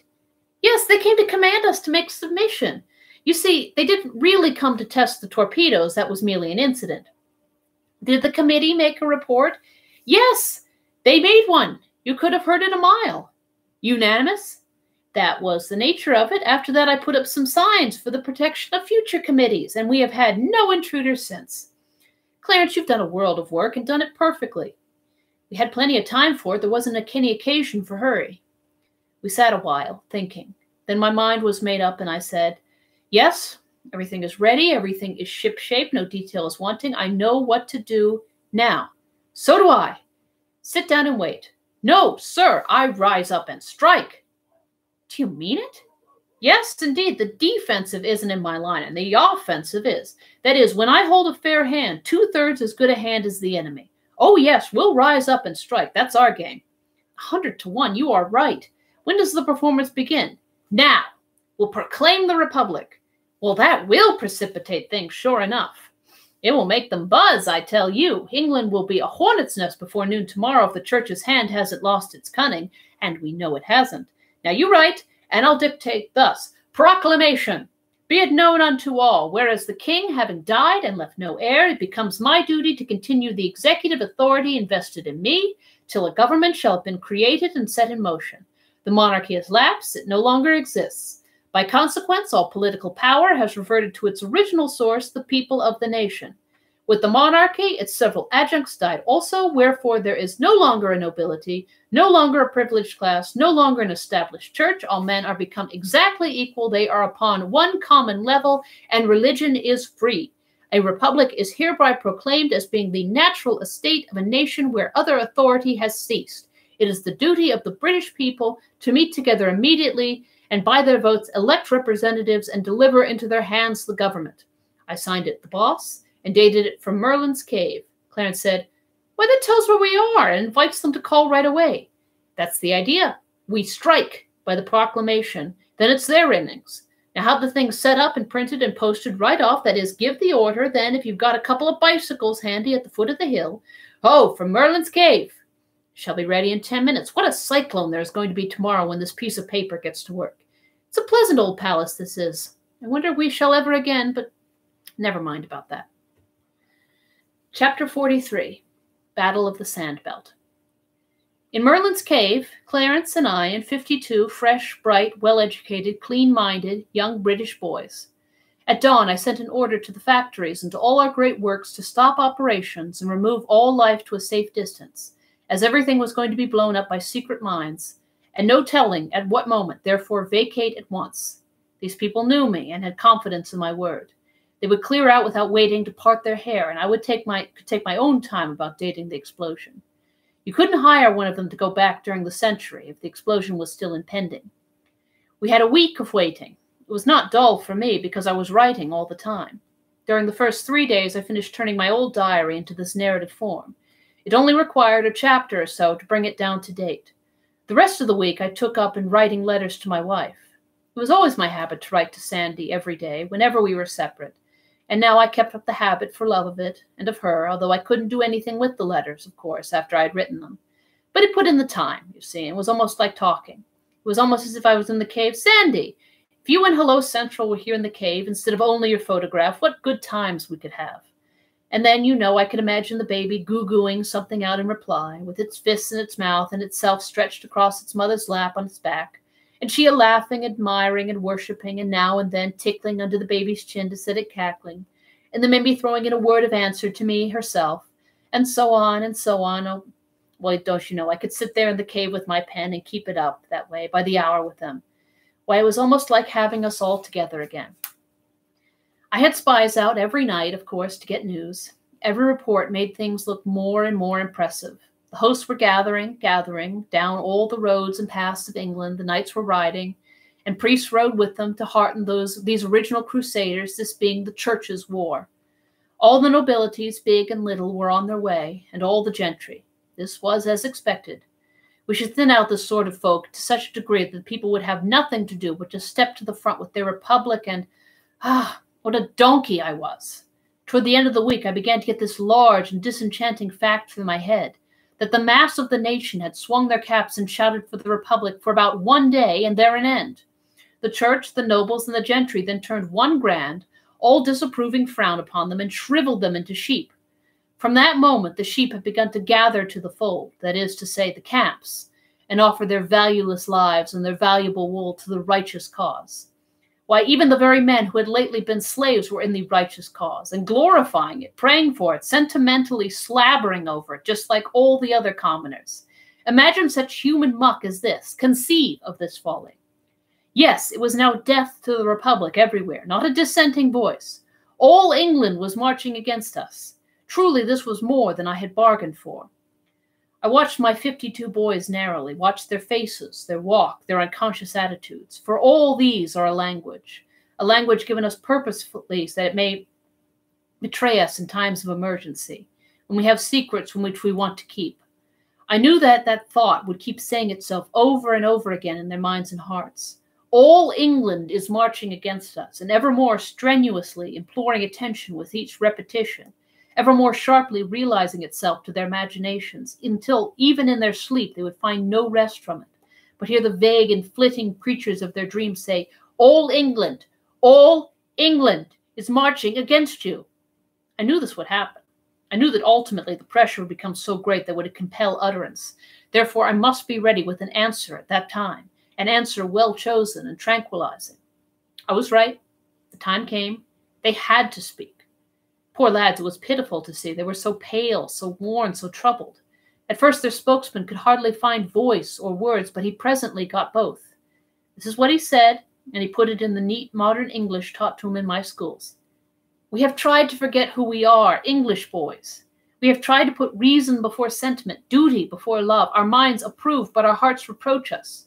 While apparently it was only the nobility, only the gentry, only the 25 or 30,000 knights left alive out of the late wars, we were of one mind, and undisturbed by any troubling doubt. Each and every one of these 52 lads who stand before you said, they have chosen, it is their affair. But think, the matter is altered. All England is marching against us. Oh, sir, consider, reflect, these people are our people. They are bone of our bone, flesh of our flesh. We love them. Do not ask us to destroy our nation. Well, it shows the value of looking ahead and being ready for a thing when it happens. If I hadn't foreseen this thing and been fixed, that boy would have had me. I couldn't have said a word, but I was fixed. I said, my boys, your hearts are in the right place. You have thought the worthy thought. You have done the worthy thing. You are English boys. You will remain English boys. You will keep that name unsmirched. Give yourselves no further concern. Let your minds be at peace. Consider this. While all England is marching against us, who is in the van? Who, by the commonest rules of war, will march in the front? Answer me. The mounted hosts of male knights. True. They are 30,000 strong. Acres deep, they will march. Now, observe, none but they will ever strike the sand belt. Then there will be an episode. Immediately after, the civilian multitude in the rear will retire to meet business engagements elsewhere. None but nobles and gentry are knights, and none but these will remain to dance to our music after that episode. It is absolutely true that we shall have to fight nobody but these 30,000 knights. Now speak, and it shall be as you decide. Shall we avoid the battle? Retire from the field? No! The shout was unanimous and hearty. Are you, well, afraid of these 30,000 knights? That joke brought out a good laugh. The boys' troubles vanished away, and they went gaily to their posts. Oh, they were darling 52. As pretty as girls, too. I was ready for the enemy now. Let the approaching big day come along. It would find us on deck. The big day arrived on time. At dawn, the sentry on watch in the corral came into the cave and reported a moving black mass under the horizon, and a faint sound which he thought to be military music. Breakfast was just ready. We sat down and ate it. This over, I made the boys a little speech, and then sent out a detail to man the battery, with Clarence in command of it. The sun rose presently and sent its unobstructed splendors over the land, and we saw a prodigious host moving slowly toward us, with the steady drift and aligned front of a wave of the sea. Nearer and nearer it came, and more sublimely imposing became its aspect. Yes, all England was there, apparently. Soon we could see the innumerable banners fluttering, and then the sun struck the sea of armor and set it aflash. Yes, it was a fine sight. I hadn't ever seen anything to beat it. At last we could make out details. All the front ranks, no telling how many acres deep, were horsemen, plumed knights in armor. Suddenly we heard the blare of trumpets. The slow walk burst into a gallop, and then, well, it was wonderful to see. Swept down that vast horseshoe wave, it approached the sand belt. My breast stood still, nearer. The strip of green turf beyond the yellow belt grew narrower still, became a mere ribbon in front of the horses, then disappeared under their hooves. Great Scott! Why, the whole front of that host shot into the sky with a thunder crash and became a whirling tempest of rags and fragments, and along the ground lay a thick wall of smoke that hid what was left of the multitude from our sight. Time for the second step of the plan of campaign. I touched a button and shook the bones of England loose from her spine. In that explosion, all our noble civilization factories went up in the air and disappeared from the earth. It was a pity, but it was necessary. We could not afford to let the enemy turn our own weapons against us. Now ensued one of the dullest quarter hours I had ever endured. We waited in a silent solitude enclosed by our circles of wire, and by a circle of heavy smoke outside of these. We couldn't see over the wall of smoke, and we couldn't see through it. But at last it began to shred away lazily, and by another quarter hour the land was clear, and our curiosity was enabled to satisfy itself. No living creature was in sight. We now perceived that additions had been made to our defenses. The dynamite had dug a ditch more than 100 feet wide all around us, and cast up an embankment some 25 feet high in both borders of it. As to destruction of life, it was amazing. Moreover, it was beyond estimate. Of course, we could not count the dead, because they did not exist as individuals, but merely as homogeneous protoplasm, with alloys of iron and buttons.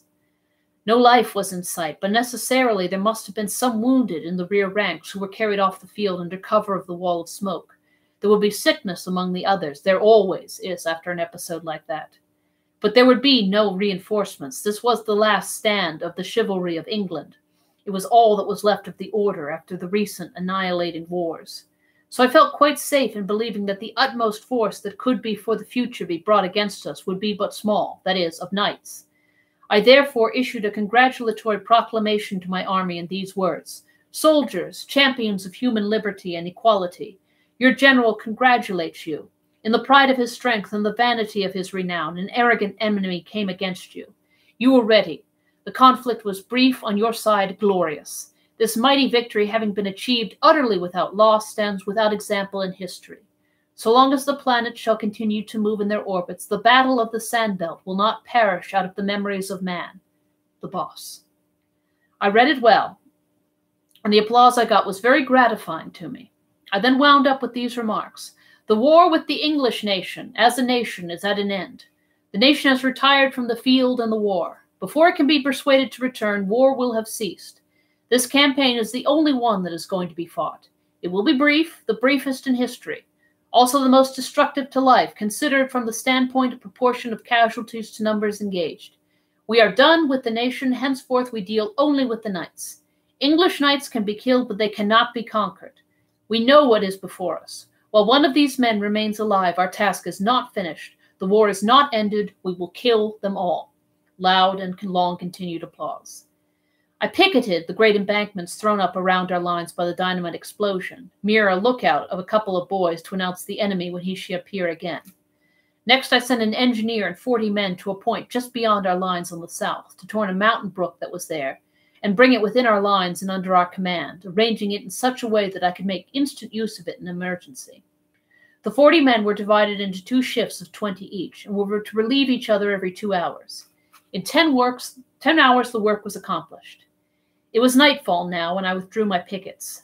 The one who had the northern outlook reported a camp in sight, but visible with the glass only. He also reported that a few knights had been feeling their way toward us, and had driven some cattle across our lines, but that the knights themselves had not come very near. That was what I had been expecting. They were feeling us, you see. They wanted to know if we were going to play that red terror on them again. They would grow bolder in the night, perhaps. I believed I knew what project they would attempt, because it was plainly the thing I would attempt myself if I were in their places and as ignorant as they were. I mentioned it to Clarence. "I think you are right," said he. "It is the obvious thing for them to try." "Well, then," I said, "if they do it, they are doomed." "Certainly. They won't have the slightest show in the world." "Of course they won't." "It's dreadful, Clarence. It seems an awful pity." The thing disturbed me so that I couldn't get any peace of mind for thinking of it and worrying over it. So at last, to quiet my conscience, I framed this message to the knights: "To the Honorable, the Commander of the Insurgent Chivalry of England, you fight in vain. We know your strength, if one may call it by that name. We know that at the utmost you cannot bring against us above 25,000 knights. Therefore you have no chance, none whatever. Reflect, we are well equipped, well fortified, we number 54. 54 what? Men? No. Minds.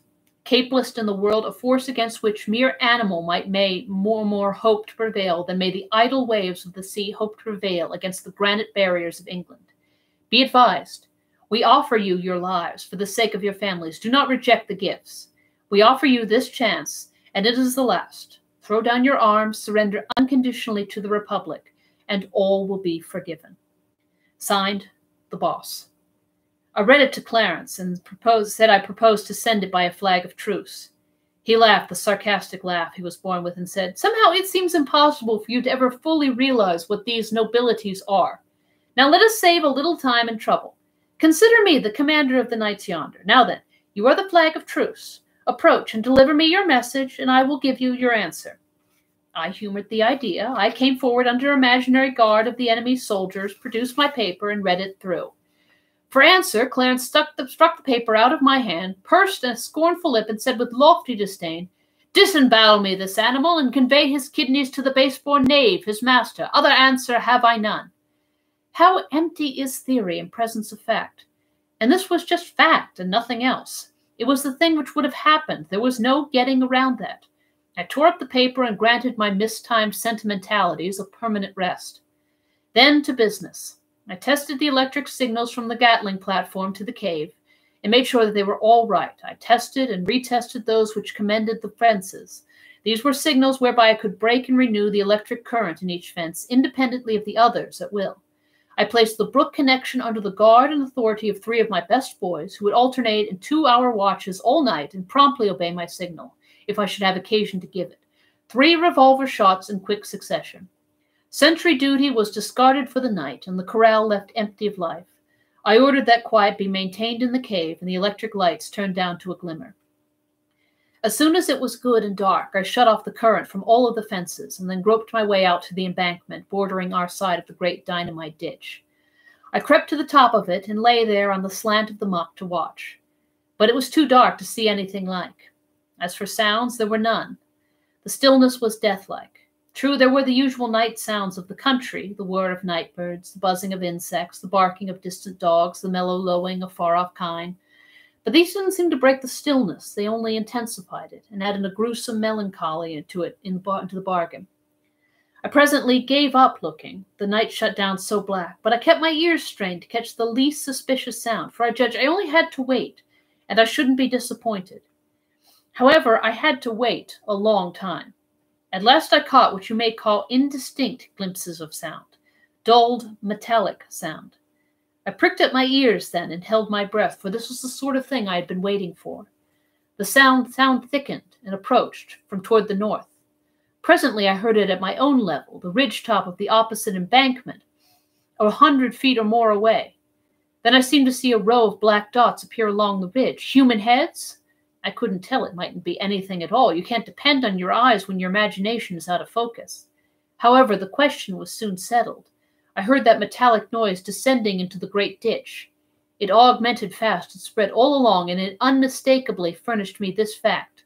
An armed host was taking up its quarters in the ditch. Yes, these people were arranging a little surprise party for us. We could expect entertainment about dawn, possibly earlier. I groped my way back to the corral now. I had seen enough. I went to the platform and signaled to turn the current onto the 2 inner fences. Then I went into the cave and found everything satisfactory there. Nobody awake but the working watch. I woke Clarence and told him the great ditch was filling up with men, and that I believed all the knights were coming for us in a body. It was my notion that as soon as dawn approached, we could expect the ditch's ambuscaded thousands to swarm up over the embankment and make an assault, and be followed immediately by the rest of the army. Clarence said, "They will be waiting to send a scout or 2 in the dark to make preliminary observations. Why not take the lightning off the outer fences and give them a chance?"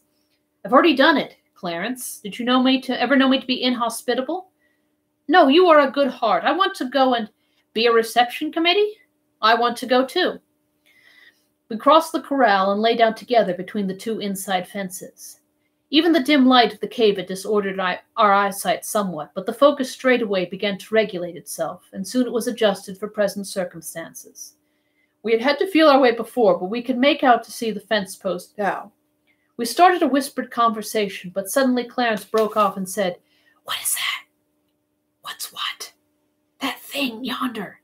"What thing? Where?" "There behind you, a little piece of dark something, a dull shape of some kind, against the second fence." I gazed, and he gazed. I said, "Could it be a man, Clarence?" "No, I think not. If you notice, it looks a little... Why, it is a man, leaning on the fence." "I certainly believe it is. Let us go see." We crept along on our hands and knees until we were pretty close, and then looked up. Yes, it was a man, a dim, great figure in armor, standing erect with both hands on the upper wire, and of course there was a smell of burning flesh. Poor fellow, dead as a doornail, and never knew what hurt him. He stood there like a statue, no motion about him except that his plumes swished about a little in the night wind. We rose up and looked in through the bars of his visor, but couldn't make out whether we knew him or not, features too dim and shadowed. We heard muffled sounds approaching, and we sank down to the ground where we were. We made out another knight vaguely. He was coming very stealthily and feeling his way. He was near enough now for us to see him put a hand out, find an upper wire, then bend and step under it and over the lower one. Now he arrived at the first knight, and started slightly when he discovered him. He stood a moment, no doubt wondering why the other didn't move on, then he said in a low voice, "Why dreamest thou here, good Sir Mark?" Then he laid his hand on the corpse's shoulder and just uttered a little soft moan and sank down dead. Killed by a dead man, you see, killed by a dead friend, in fact. There was something awful about it. These early birds came scattering along after each other, about one every 5 minutes in our vicinity during half an hour. They brought no armor of offense but their swords. As a rule, they carried the sword ready in the hand and put it forward and found the wires with it. We would now and then see a blue spark when the knight that caused it was so far away as to be invisible to us. But we knew what had happened, all the same, poor fellow. He had touched a charged wire with his sword and been electrocuted. We had brief intervals of grim stillness, interrupted with piteous regularity by the clash made by the falling of an ironclad. And this sort of thing was going on right along, and was very creepy there in the dark and lonesomeness. We concluded to make a tour between the inner fences. We elected to walk upright for convenience sake. We argued that, if discerned, we should be taken for friends rather than enemies, and in any case we should be out of reach of swords, and these gentry did not seem to have any spears along. Well, it was a curious trip. Everywhere dead men were lying outside the second fence, not plainly visible, but still visible, and we counted 15 of those pathetic statues, knights standing with their hands on the upper wire. One thing seemed to be sufficiently demonstrated. Our current was so tremendous that it killed before the victim could cry out. Pretty soon we detected a muffled and heavy sound, and next moment we guessed what it was. It was a surprise in force coming. I whispered Clarence to go and wake the army and notify it to wait in silence in the cave for further orders. He was soon back, and we stood by the inner fence and watched the silent lightning do its awful work upon that swarming host. One could make out but little of detail, but we could note that a black mass was piling itself up beyond the second fence. That swelling bulk was dead men. Our camp was enforced with a solid wall of the dead, a bulwark, a breastwork of corpses, you may say. One terrible thing about this thing was the absence of human voices. There were no cheers, no war cries. Being intent upon a surprise, these men moved as noiselessly as they could, and always when the first front rank was near enough to their goal to make it proper for them to begin to get a shout ready, of course they struck the fatal line and went down without testifying. I sent a current through the third fence now, and almost immediately through the fourth and fifth, so quickly were the gaps filled up. I believed the time was come now for my climax. I believed the whole army was in our trap. Anyway, it was high time to find out, so I touched a button and sent 50 electric suns aflame on the top of our precipice. Land, what a sight! We were enclosed in 3 walls of dead men. All the other fences were pretty nearly filled with the living, who were stealthily working their way forward through the wires. The sudden glare paralyzed this host, petrified them, you may say, with astonishment. There was just one instant for me to utilize their immobility in, and I didn't lose the chance. You see, in another instant, they would have recovered their faculties. Then they would have burst into a cheer and made a rush, and my wires would have gone down before it. But that lost instant lost them their opportunity forever. While even the slight fragment of time was still unspent, I shot the current through all the fences and struck the whole host dead in their tracks. There was a groan you could hear. It voiced the death pang of 11,000 men. It swelled out on the night with awful pathos. A glance showed that the rest of the enemy, perhaps 10,000 strong, were between us and the encircling ditch and pressing forward to the assault. Consequently, we had them all and had them past help. Time for the last act of the tragedy. I fired the 3 appointed revolver shots, which meant, turn on the water. There was a sudden rush and roar, and in a minute the mountain brook was raging through the deep ditch and creating a river 100 feet wide and 25 deep. Stand to your guns, men! Open fire! 13 Gatlings began to vomit death into the fated 10,000. They halted, they stood their ground a moment against that withering deluge of fire. Then they broke, faced about, and swept toward the ditch like chaff before a gale. A full 1/4 part of their force never reached the top of the lofty embankment. The 3/4 reached it and plunged over, to death by drowning. Within 10 short minutes after we had opened fire, armed resistance was totally annihilated. The campaign was ended. We 54 were masters of England. 25,000 dead men lay around us. But how treacherous is fortune! In a little while, say an hour, happened a thing by my own fault which, but I have no heart to write that. Let the record end here. Chapter 44, a postscript by Clarence. I, Clarence, must write it for him. He proposed that we two go out and see if any help could be afforded the wounded. I was strenuous against the project. I said that if there were many, we could do but little for them, and it would not be wise for us to trust ourselves among them anyway.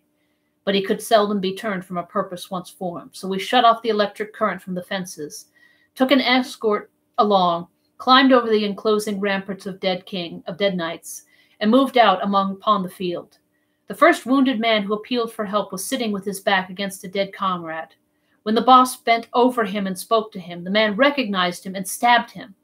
That knight was Sir Meliagrance, as I found out by tearing off his helmet. He will not ask for help any more. We carried the boss to the cave and gave his wound, which was not very serious, the best we could.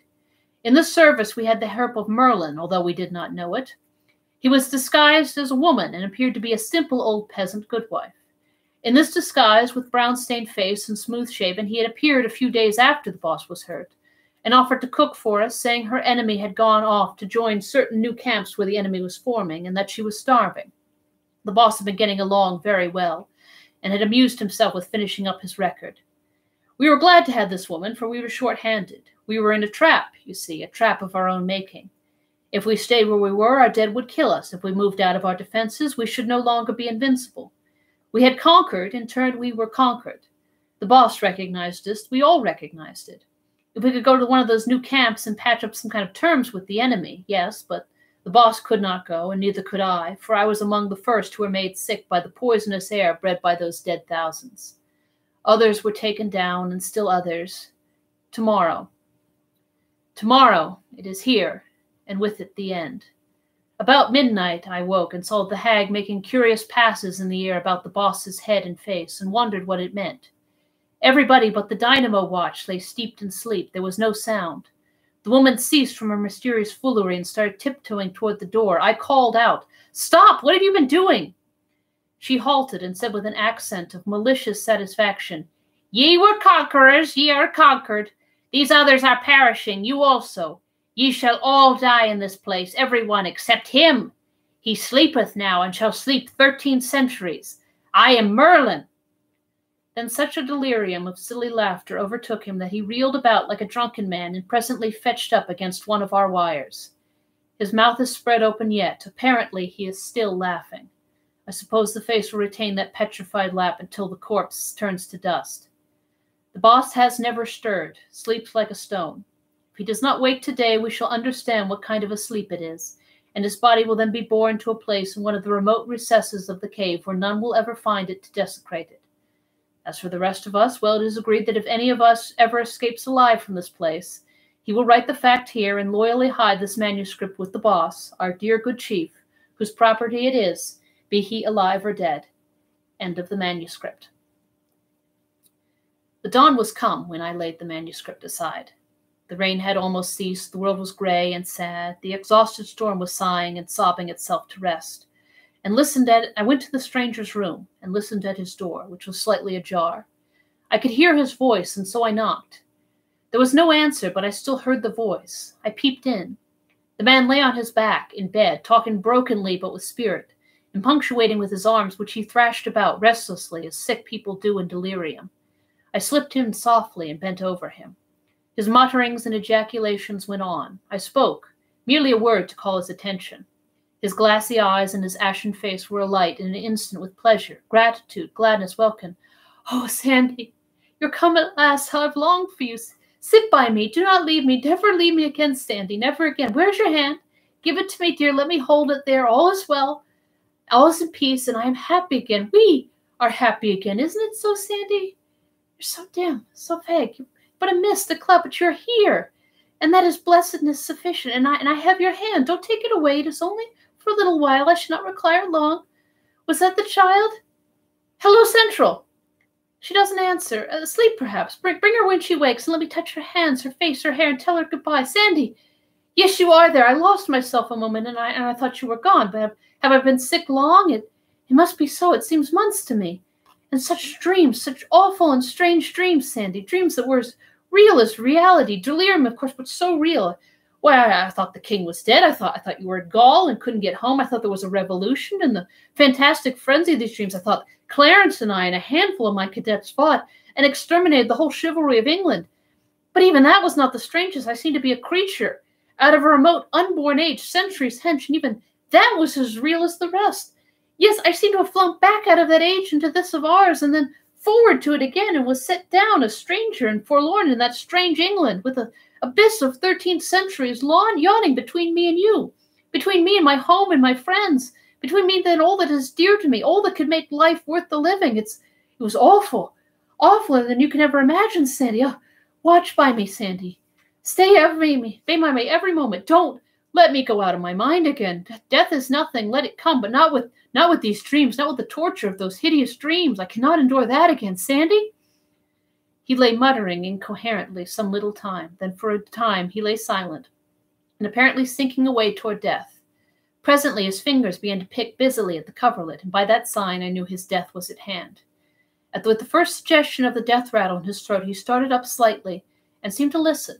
And then he said, "A bugle? It is the king. The drawbridge there. Man the battlements. Turn out the—" He was getting up his last effect, but he never finished it. And that, everybody, ends our reading of A Connecticut Yankee in King Arthur's Court. I hope you enjoyed it. It did get a little sad, but I feel it was still a good story. So, what does this mean next? Well, next we will be starting our next story in 2 weeks. That will be July the 7th at 7 p.m., a Thursday. And in keeping with our summer reading program at Washington County Free Library, which, as you may know, is Oceans of Possibilities, we'll be reading a nice nautical tale, 20,000 Leagues Under the Sea by Jules Verne, which is a very exciting story with a submarine and a captain and an octopus.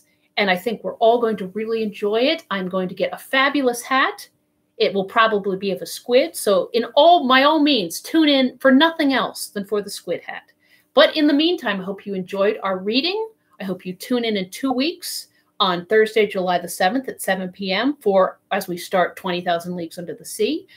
Please keep watching. Go back on our library's YouTube channel, Washington County Free Library. Check out all of our past chapters. Check out our original animated ones.